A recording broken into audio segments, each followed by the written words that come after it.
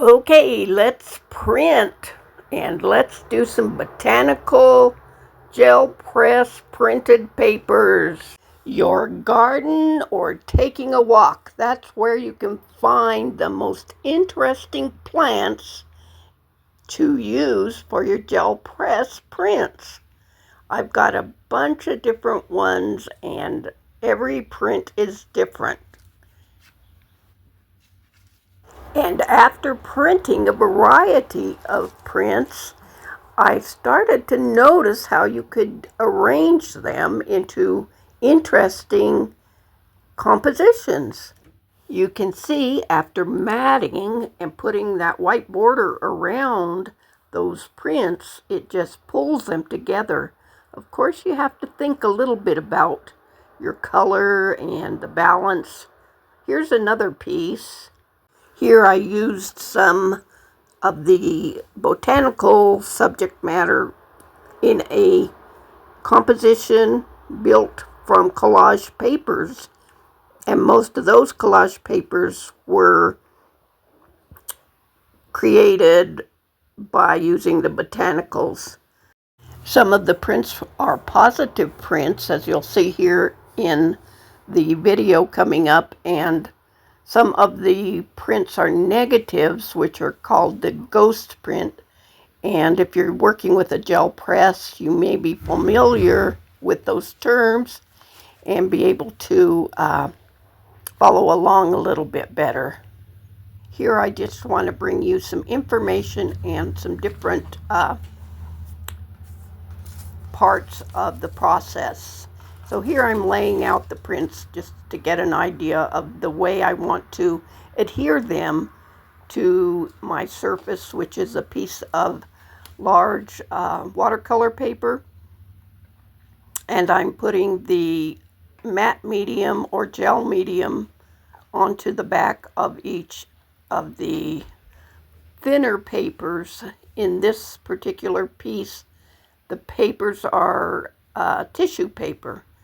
I enjoy using tissue paper to pull prints because the tissue paper actually seems to absorb the paint really well and get a nice clear image. So here I'm applying that to the surface of the paper and adhering those, and then I will go over the top of the whole image to preserve it and to protect it with the same matte medium.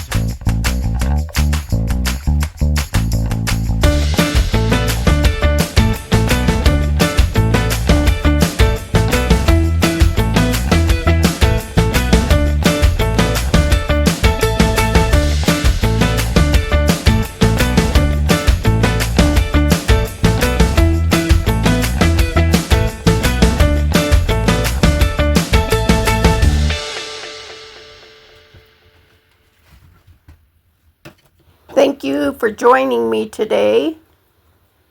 I'm glad that I could share with you some of the process that I go through when I put together prints and make a composition from, I guess you could say, a lot of the same kind of print, but sort of allowing it to dictate just how the composition comes out.